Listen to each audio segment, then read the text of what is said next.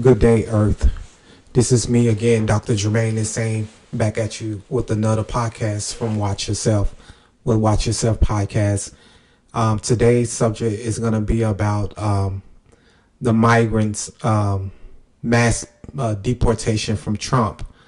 And I have a total different spin on the subject matter than other people may have had or have. That's covering this particular matter. I'm going to go over some articles with you in the scripture and one video with you. But with this mass deportation, with the Latinos, coming over and everything, that Trump is planning on, deporting, all of these immigrants and the people that was born here, that had, like the DACA program and everything like that, and how Trump is gonna deport them. So I have been hearing online and reading and listening to other people how a lot of the Latinos, a huge percent of the Latino men voted for Trump, and you have some videos online where the people, the illegals, doing interviews with different news outlets stating that they they will vote for Trump because of the economy, and they sort of bold to say that they're illegal and like they have no fear of that they're gonna get deported. And so to me it's outrageous for the Latino to vote for someone. I'm not a Trump supporter nor a Kamala Harris supporter. I have no bite in this situation. I just want to speak from my heart, how I feel about the situation, about groups that voting for someone that has no interest in you none whatsoever. The bad thing about it is that Trump degraded these people, saying that they're rapists and murderers and thieves and everything like that. And he talking about the Latino people, the Hispanic people, and they still wanted to vote for them. And to make the situation worse is that some comedian went on there and talked about Puerto Rico and the Latinos and basically shit it in their face, right directly in their face, and these people still gonna vote for him. The thing that makes me sort of upset about it is that if these Latinos and these Hispanics and these Mexicans have so much pride in themselves, and say Mexican pride, Puerto Rican, you see a lot of Puerto Ricans when they're driving, they have the flag. They have the flag in their rear view mirror. You see a lot of Mexicans, with the flags and everything like that, and they have so much pride in themselves. But when someone blatantly disrespect you, your culture and everything, and you still want to please this man and vote for this man and give this man power over your situation in your life, what type of pride is that? I think the only pride that they may have is that the hate for Black Americans. That's their pride. That's what their Mexican pride is, to hate Black Americans, to call us niggas and mayates in Spanish, to segregate us from the workplace. There's lawsuits like the Tesla, where Hispanics was just totally degrading the Black Americans as they work, and put them in degrading positions and making them work long hours. But at the same time, you have the dominant society, you want to say I don't want to say, but the white supremacy, calling them out their names, and they still want to vote for them. And then people want to say Black and brown coalition or alliance. There's no alliance in the Black and brown, because if it was, white supremacy probably wouldn't be here no more, or they'd be fading out. But you have the Mexican and the Latino community that's helping to uphold the white supremacy. So there is no Black and brown coalition or alliance. So for them to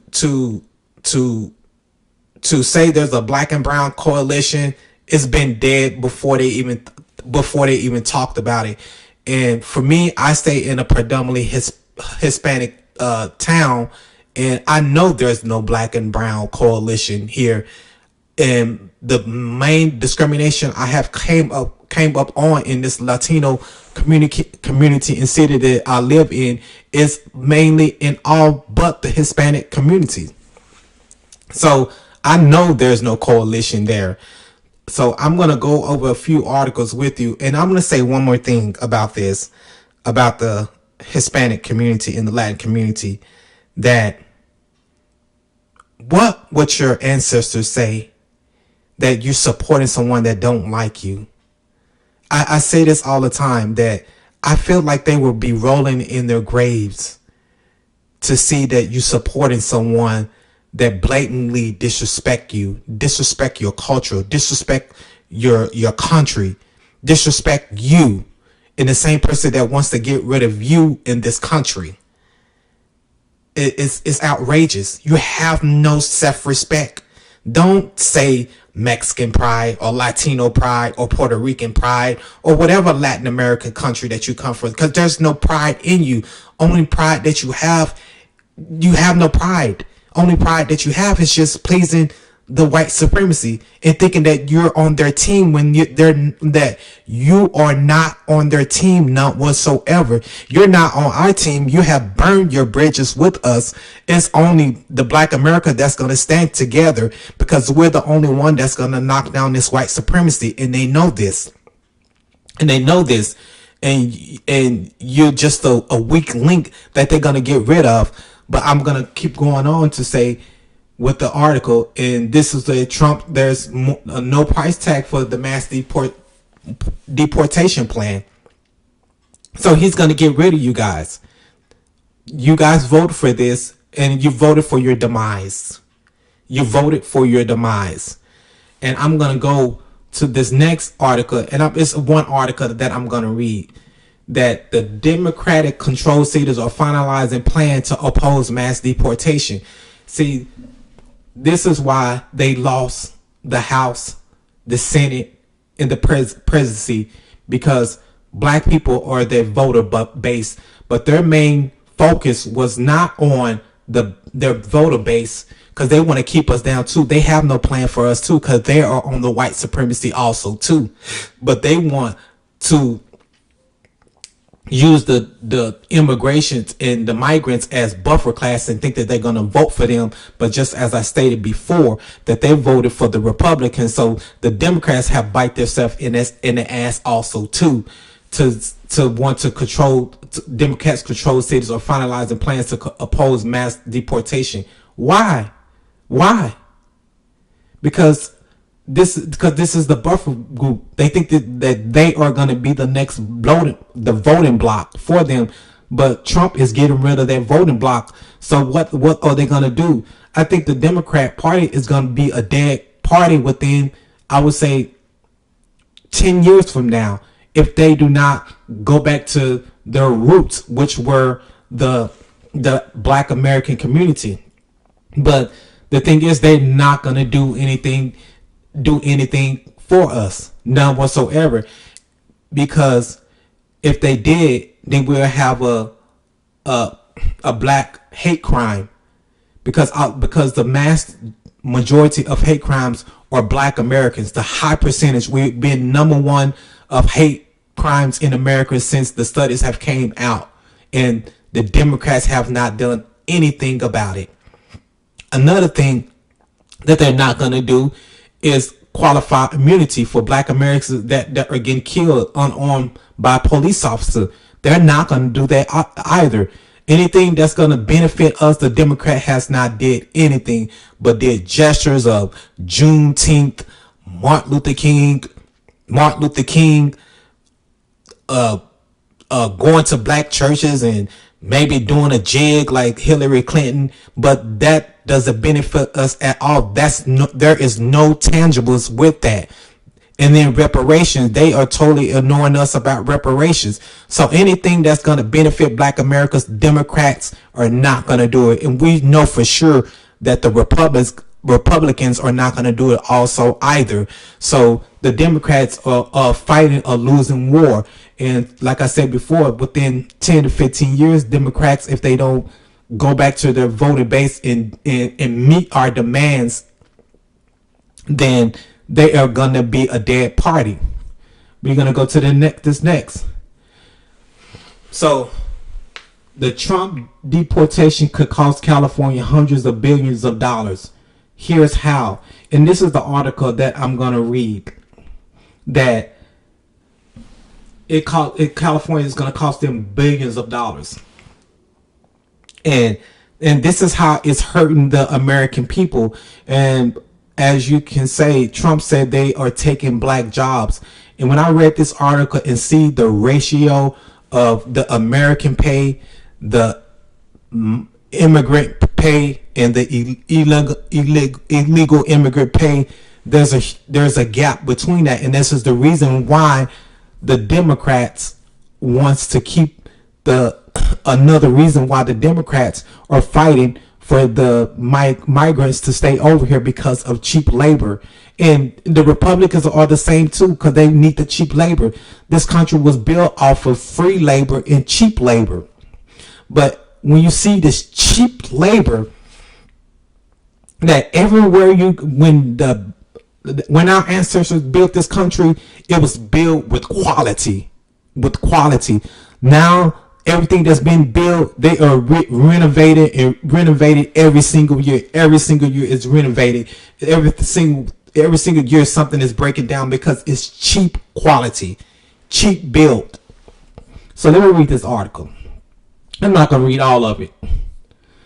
So most mass deportation promised by President-elect Donald Trump could have systemic economic effects in California, potentially inflicting billions of dollars in direct damage to a wide range of industries, including small business, agriculture, construction, childcare, advocates, and academics said. The impact could also spread outwards to other sectors, including growth drivers like tech. And those are like the Indians, still cheap labor. The Golden State relies heavily on the labor of, look at this, I'm gonna say it again, the Golden State relies heavily on the labor of immigrants, whether they are naturalized U.S. citizens, have temporary visas, or undocumented. And the California is a Democratic state. Governors, senates, it's mayors, this is a Democratic state. More than 10 million or 27% of California population foreign-born, according to the most recent U.S. Census data. Roughly a fifth of those thought to be undocumented as of 2022. Estimated range from 1.8 million undocumented immigrants, according to the Pew Research Center, to 2.4 million, according to the left-leaning Institute on Taxation and Economic Policy. If undocumented immigrants magically disappear, you're going to erase 10% of California production, said Giovanni Perry, professor of international economics of U.S. Davis. We're taking about $100 billion. So let's just say 1.8 billion undocumented immigrants, or let's do the high number of 2 million, according to the left leaning. But we're taking hundreds of billions of dollars. Is hundreds of billions of dollars going to 2.4 million undocumented workers? No.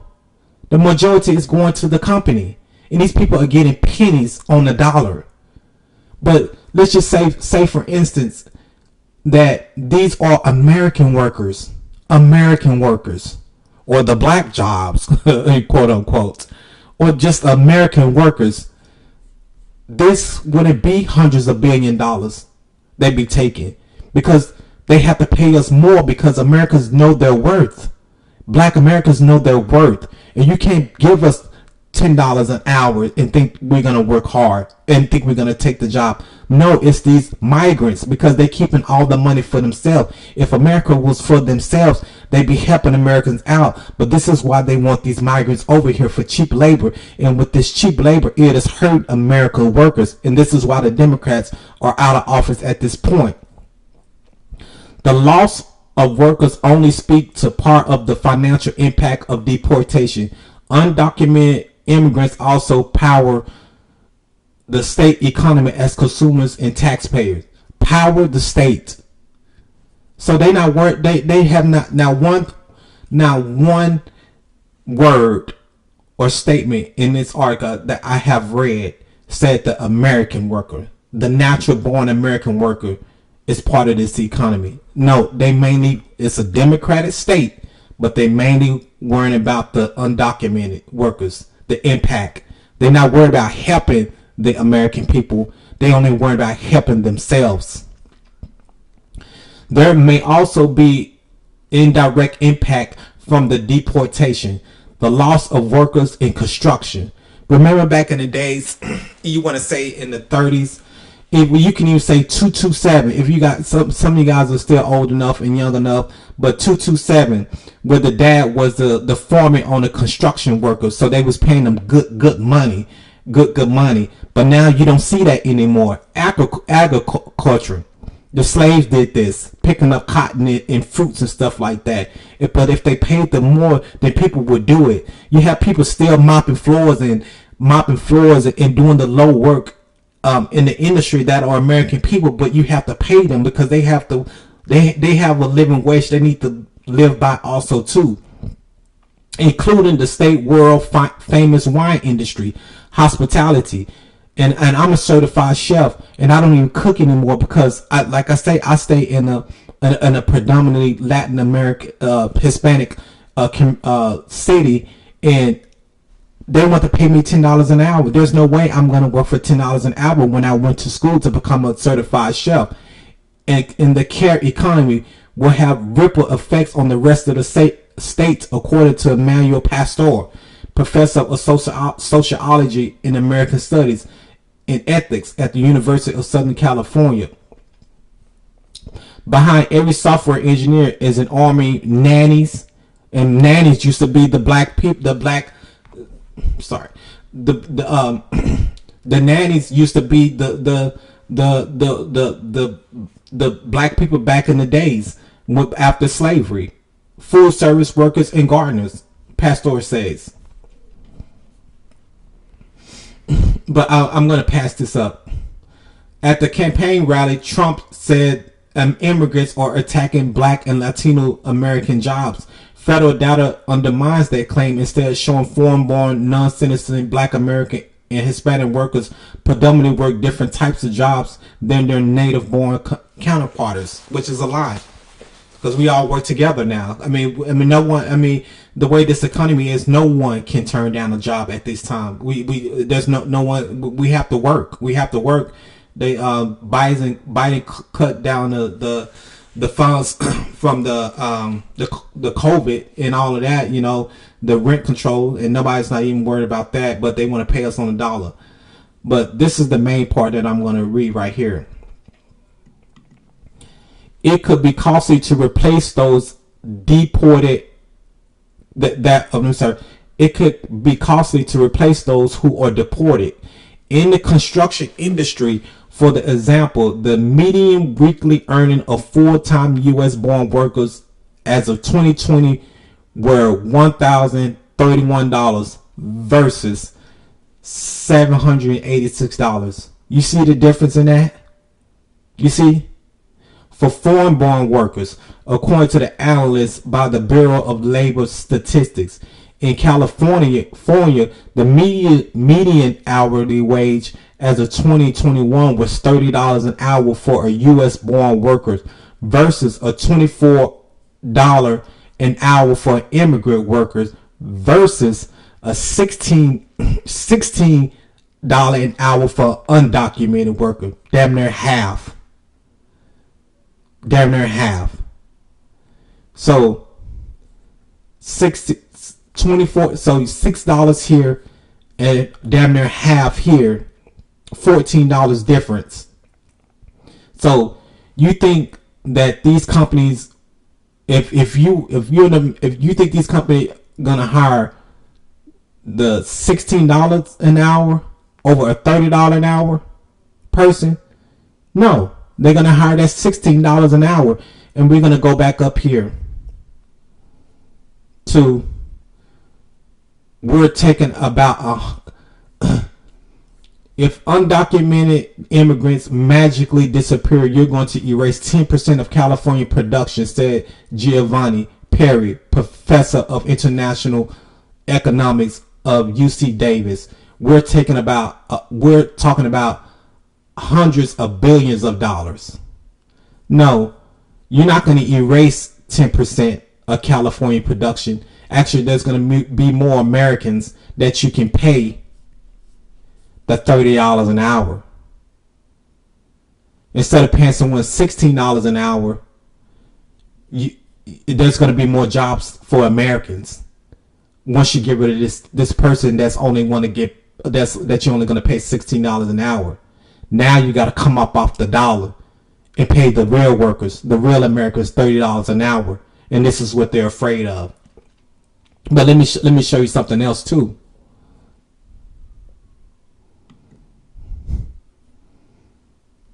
Look at that. The cost of the border crisis, $150.7 billion and counting.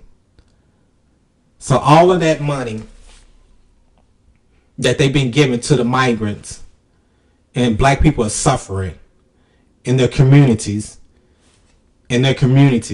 Can't find a job. They're cutting their resources. They're cutting recreations. They shutting down schools to house these migrants. And this is the cost. And we as black Americans are asking for reparations. But this is the cost. I see somewhere down here. Here it is. The federal, and I'm not going to read this whole thing. This is the only part I'm going to read. The Federation for American Immigrant Reform Fair has done a great job. Studies suggest that the cost is upward of $400 billion, but their cost estimate is $150 billion. You see that? And then imagine how much the money that they're sending to Ukraine, the money that they're sending to Israel, and you have the American people over here suffering because of this. And I'm gonna end on this mass deportation, because the main focus of this podcast is to black Americans, because I hear that Latinos say that once they are deported, then they're going to find a way to deport black Americans too. And a lot of black Americans are like, no, we're American citizens. No, we're American citizens. We're not going anywhere. Of course, yes, we know we're not going anywhere. We built this country. So the 14th Amendment gave us the right to be citizens of this country. So yes, we are natural born citizen. And that's why I named this that Black America. You keep forgetting that you are the main target. You still are the main target. Don't forget that you think they're distracted. The white supremacy is distracted on getting rid of the migrants and the illegal immigrants. These people been at war with us since we've been since we touched soil, put our foot on this soil. The war is not over. So don't get relaxed and laid back and say, okay, we can put our guards down because they really not focused on us. They focus on the migrants. No, they're not. That's easy work for them because they have laws to get rid of these people. That is easy work. The hard work is us. The hard war is us. That's we still been facing to this day. We're still at war with white supremacy. They're not done with us. They're rolling back. They just rolled back the affirmative action, which that did nothing for us. Now let me show you something else. You think they're finished with us? Walmart just pulled back on company to pull back on DEI. You see that? They're not finished. This is the hard work right here that they're focusing on for the federal government to roll back DEI.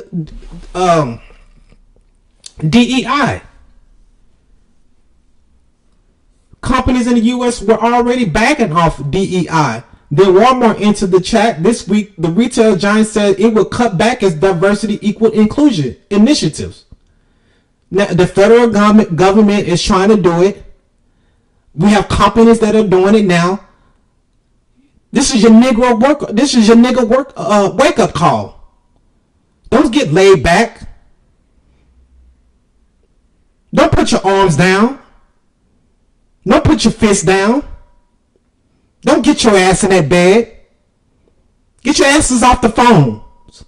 Get your asses off the videos. Because this fight is not over with yet. This white supremacy is still at work trying to get rid of us. This is an economic war now. They still killing us in the streets. They still discriminating us at schools. They still calling us niggers. You still have vigilantes. They still watch us in the store. They still denying us home loans. They still denying us business loans.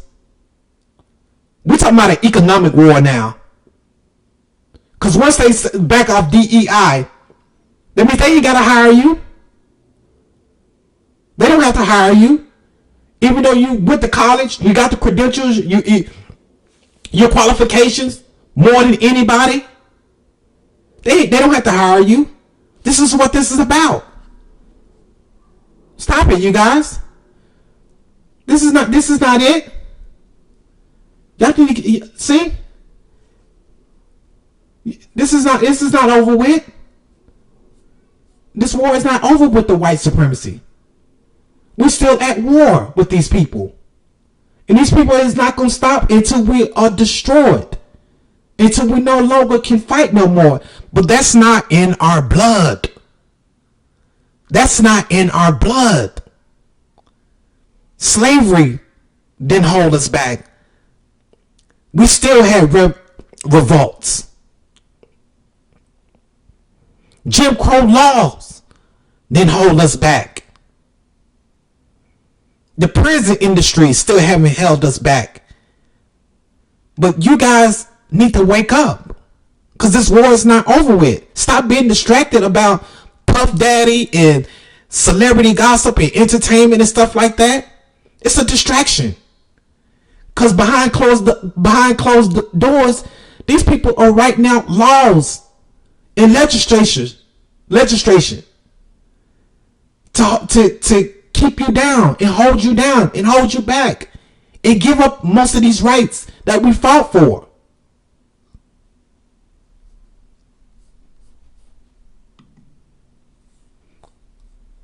Oversight Committee Democrats oppose extreme GOP to gut anti-discrimination on efforts to undermine civil rights.